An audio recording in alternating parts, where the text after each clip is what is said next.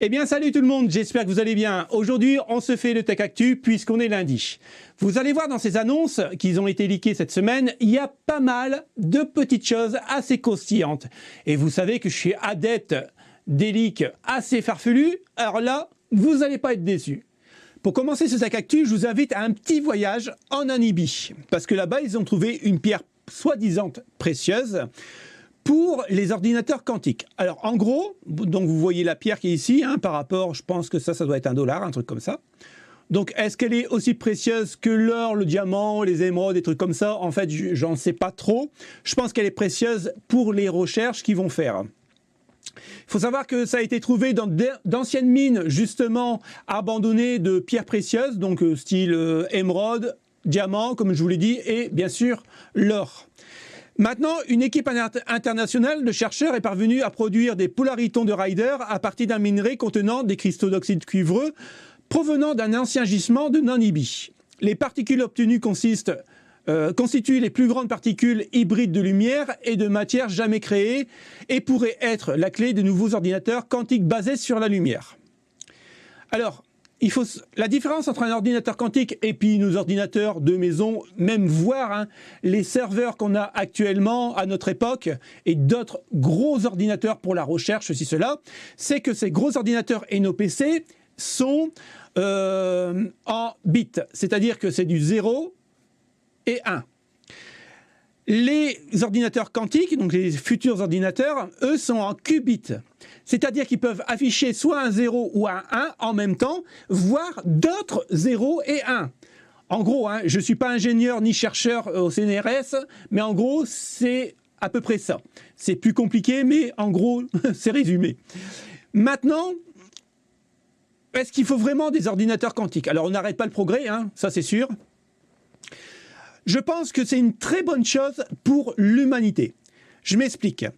Si on pouvait avoir des ordinateurs quantiques, on va dire, pour la médecine, pour les recherches, pour les virus, pour, en gros, tout ce qui est pour sauver l'humanité, je suis tout à fait d'accord.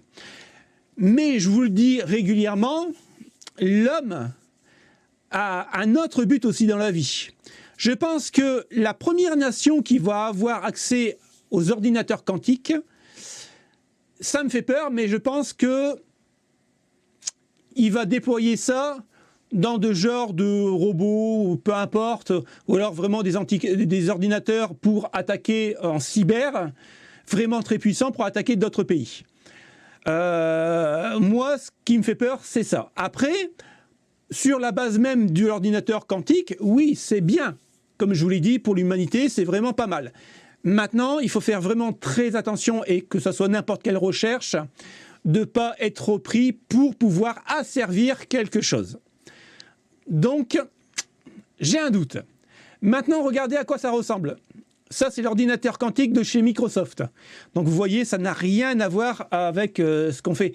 Alors, si vous vous rappelez bien, dans le film iRobot avec Will Smith, il y avait un ordinateur quantique qui était carrément accroché en plein milieu d'une pièce, enfin en plein milieu d'un building, et on voyait tous les robots courir dessus, machin chouette. En gros, on n'est pas loin de la réalité, ça ressemble à peu près à ça. Alors imaginez un truc dans le futur comme ça, ouais, pourquoi pas. Pourquoi pas. Maintenant, bon, ils sont en train de faire des recherches et je pense que dans une dizaine d'années, ils auront bien avancé. Mais ça reste encore un projet de recherche et je pense qu'on a encore un peu de chance devant nous. On continue avec Elon Musk. Alors moi, ça m'a fait un peu marrer, mais en même temps, je vais vous dire ce que je pense vraiment. Elon Musk serait-il sur le point de créer son propre réseau social? Alors, il faut retenir une chose, c'est qu'en fait, Elon Musk il est en colère après Twitter, tout simplement parce qu'il dit que le réseau Twitter, en fait, ne respecte pas le principe de liberté d'expression. Alors, moi, je suis sur Twitter, alors c'est vrai, on ne peut pas dire tout ce qu'on veut, bon, surtout harceler les gens, les trucs comme ça. En même temps, est-ce que c'est vraiment nécessaire? Maintenant, si on peut dire vraiment, en gros, ce qu'on veut dans la limite du raisonnable, parce qu'on ne peut pas dire tout et n'importe quoi. Pas comme Facebook, parce que Facebook, lui, je vous dis, est un moteur de recherche qui met, en fait, des opposants, Comme ça, plus ils se battent sur le réseau social Facebook, et ben, plus ils mettent de publicité et plus ils gagnent de l'argent. Alors ça, merci Facebook, pour ça que j'aime pas du tout ce réseau-là. Maintenant,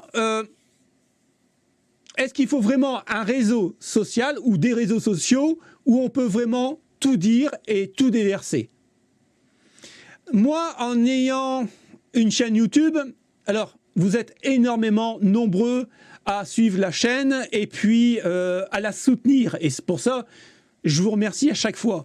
Mais il faut savoir que même sur une petite chaîne comme la mienne et un tout petit youtubeur comme moi qui donne juste son avis sur les tech actu ou certains produits high-tech, il y a certaines personnes déversent leur haine. Hein. J'ai même reçu des messages en me disant en gros hein, je vais finir comme Samuel Paty quoi si je continue les vidéos. Donc est-ce qu'il faut vraiment un réseau social où on peut dire, exprimer tout ce qu'on veut? Moi, je dirais oui pour des gens bien intentionnés et surtout où ils ont tout ici et à la bonne place. Mais pour certains, non, ça devrait être interdit. En tout cas, c'est mon avis et on en discutera en commentaire.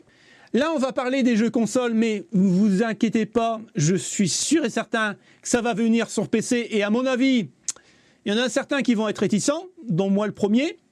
PlayStation aussi voudrait intégrer des publicités dans les jeux. En fait, ça ne sera pas une coupure pub comme à la télé hein, quand on regarde un film.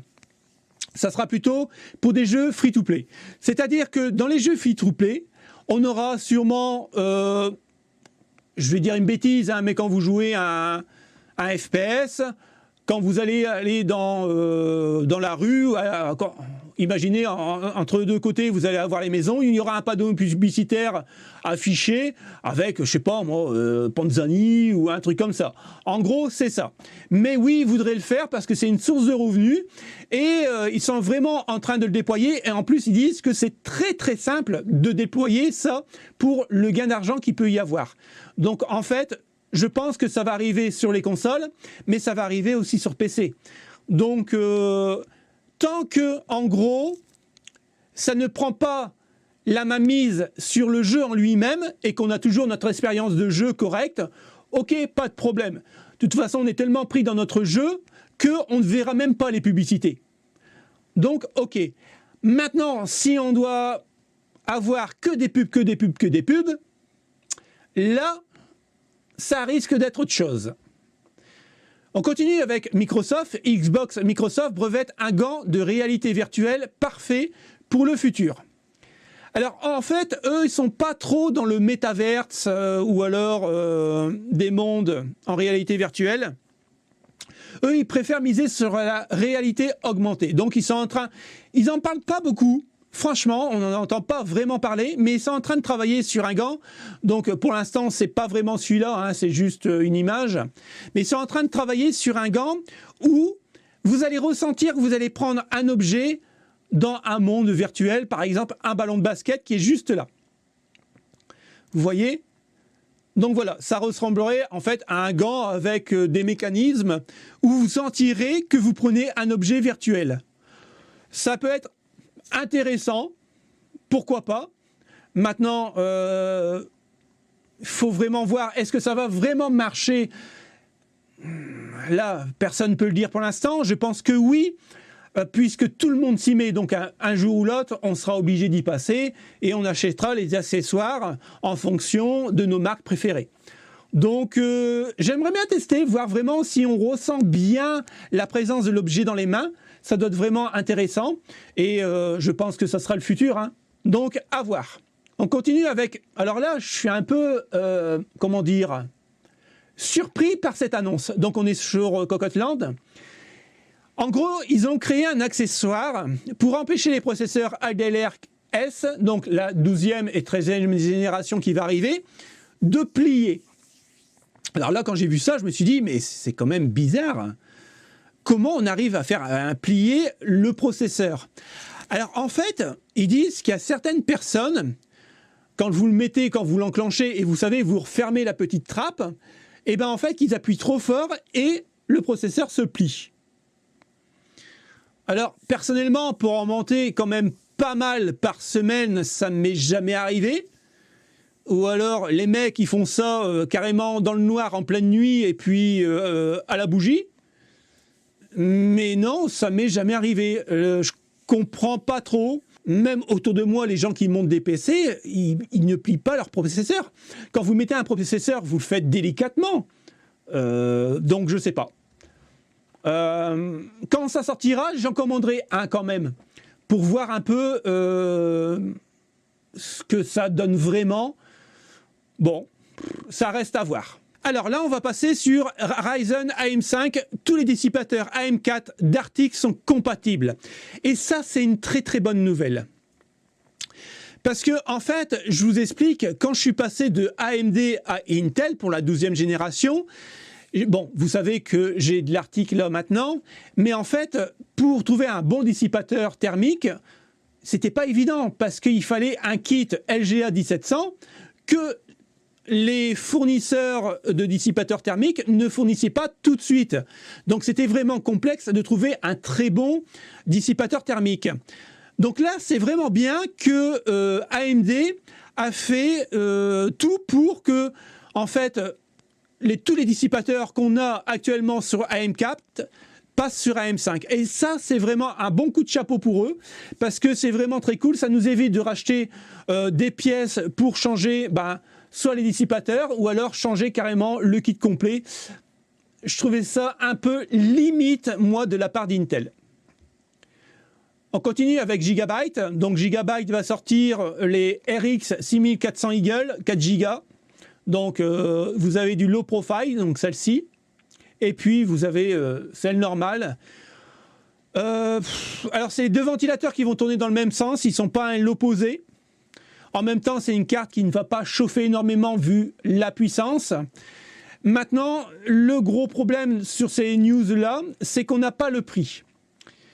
Il va falloir regarder par rapport au test de la RX 6400 et la comparer à la RX 6500 XT, qui était une bonne petite carte par rapport à son prix, mais qui était quand même moins performante qu'une RTX 3050 d'entrée de gamme de chez Nvidia. Maintenant, la RX 6400 va être beaucoup moins puissante que la RX 6500 XT. Alors, moi, à partir de là, je me dis que le prix va vraiment être drastique. Il faut savoir qu'une RX 6500 XT, et on l'a vu surtout dans les bons plans, que pour 230 €, vous en avez une. Moi, je pense qu'il en faut pour tous les budgets. Et que tout le monde ait sa carte graphique. Alors, si les gens n'ont pas beaucoup de moyens et qui n'ont même pas 230 € à mettre dans une carte graphique, je pense que la RX 6400 est bienvenue. Maintenant, il faut vraiment qu'elle soit en dessous, pour moi, des 180 €. Et à partir de là, je pense que ça serait profitable pour tout le monde pour avoir une carte graphique. Même si on fait du 1080p avec un taux de FPS, on va dire, assez moindre, je pense qu'il en faut pour tout le monde. Maintenant, à voir. J'attends vraiment les benches. Et je pense que j'en commanderai une pour voir un peu ce que ça donne. Intel. Alors là, c'est une très bonne nouvelle pour tout le monde, surtout pour l'Union européenne. Avec la crise du Covid, on avait vu que, en fait, tous les semi-conducteurs et semi-composants étaient fabriqués en Chine. Et comme eux, ils étaient complètement à l'arrêt, on n'avait eu plus de processeurs, plus de cartes graphiques, donc les prix, ils ont flambé. Vous vous rappelez, c'est pas si loin que ça. Aujourd'hui, Intel va investir 33 milliards d'euros dans la fabrication des semi-conducteurs en Europe. J'avais fait une news il y a peut-être un mois ou deux là-dessus, je pense qu'il y a 2 mois, je pense, justement dans un Tech Actu, et j'avais dit qu'on avait raté le coche, puisque en fait, au lieu que de mettre une usine de fabrication de semi-conducteurs en France, ils sont partis en Allemagne, parce qu'en Allemagne, je crois qu'ils versaient 11 milliards d'euros pour la fabrication de l'usine, en fait, les murs, tout ça, puisque ça va vraiment être énorme. Il y a de l'avancée là-dessus, et tout le monde va en profiter, donc ça va créer de l'emploi dans pas mal de pays. Je vous lis une annonce. Les annonces d'aujourd'hui comprennent des projets d'investissement initial de 17 milliards d'euros dans un méga site de fabrication de semi-conducteurs de pointe en Allemagne. C'est ce qu'on avait vu il y a 2 mois. la création d'un nouveau centre de R&D et de conception en France. Donc en fait, tout ce qui va être développement, ça va être en France et la production en Allemagne. C'est bien, on se partage le boulot. Ça va faire en fait du boulot pour nous les Français. Après, ils disent qu'il y aura aussi une expansion de la fabrication et des services de fonderie et de production finale en Irlande, en Italie, en Pologne et en Espagne. Et ça, je trouve vachement cool que tout le monde participe. On est une Europe et je trouve ça normal. Maintenant, ce qui est vraiment bien, en fait, ils veulent, en gros, ils le disent plus bas dans l'article, je ne vais pas tout vous lire parce que ça serait vraiment trop long, je vous laisserai bien sûr les liens comme d'habitude. Vous allez voir qu'en fait, ils veulent en gros avoir une deuxième Chine, concurrencer la Chine. C'est-à-dire que si le site de Chine a un problème et qu'il s'arrête du jour au lendemain, l'Europe est là pour envoyer partout ces microprocesseurs et ces semi-conducteurs à tout le monde. Donc il n'y aurait plus de pénurie. Et comme les deux sites vont marcher en fusion, eh ben en fait, il y aura énormément de semi-conducteurs sur le marché. Donc ce qui voudrait dire, pour nous, les joueurs ou les PC, et puis surtout les consoles aussi, le prix va descendre puisqu'il y aura plus de composants. Donc ça serait une très bonne nouvelle. Donc je trouve pour une fois qu'ils ont bien fait les choses. On va enchaîner avec le Ryzen 5800X 3D. Donc, on en avait parlé la semaine dernière. On avait dit qu'en gros, en 1440p était vraiment très costaud. Après, pour le reste, c'était 15% de gagné. Donc, ça valait vraiment pas le coup de l'acheter. Maintenant, ils disent le Ryzen 7 5800X 3D, son tarif conseillé n'a pas été respecté. Et là, j'allais vous dire, vous trouvez ça c'est pas normal ? À chaque fois qu'ils nous sortent un prix, ça gonfle. Donc, c'est tout à fait normal que le prix ne soit pas respecté. Aujourd'hui, au lieu de le retrouver à 449$, on va le retrouver à 589$. C'est juste énorme. Il a pris 140$ de plus. Donc, franchement, pour gagner 2% et pour vraiment avoir le roi du roi en 1440p, c'est un processeur qui est mort-né, je vous l'avais dit et je confirme, il est mort-né. On continue avec les fameuses RTX 5090 ou alors RTX 4090. Alors en fait, ils vont passer plutôt au RTX 5090. Je ne sais pas pourquoi ils vont sauter les RTX 4090, à tout vous dire. Je ne sais pas du tout. Alors, il sera équipé d'un GPU AD102 et de 24 Go de mémoire, mais ça, on l'avait déjà vu. Et bien sûr, ça se confirme. On ne va pas parler de cette puissance puisqu'on l'a déjà fait, mais on va reparler du TDP. Alors, ils disent que cette nouvelle carte qui va arriver pourrait atteindre les 600 watts. Ça pique, hein. Ça pique vraiment, je vous l'avais dit. Hein. Il va falloir des alimentations de 1000 watts dans pas longtemps, les potes. Alors là, ils disent que c'est une 4090, mais en fait, c'est pas ça du tout. Et ils disent bien vers un imposant TDP de 600 watts. Donc, en gros, ils disent que la GeForce RTX 4090, mais ça s'appellera 5090, vers une démocratisation des alimentations de 1 kW, donc 1000 watts. Et je vous l'avais dit, hein, vous voyez, j'étais précurseur, je vous avais dit qu'on va devoir passer à des alimentations de 1000 watts. Alors, ils disent que, enfin, si la GeForce RTX 4090 affiche un TDP de 600 watts, sa petite sœur, la RTX 4080, devrait se situer aux alentours des 450 watts, soit les besoins actuels de la GeForce RTX 3090 Ti. Ces chiffres seront à souligner à l'origine de changements dans l'offre en alimentation. Pourquoi ? Il ne sera plus rare d'avoir un haut de gamme dépendant de plus de 1000 watts à plein régime. Ceci explique peut-être une accélération autour de la norme ATX 3.0. Donc, on est en plein conflit. On sait que les prix des carburants augmentent quasiment toutes les semaines. Bien sûr, le prix de l'électricité va augmenter aussi.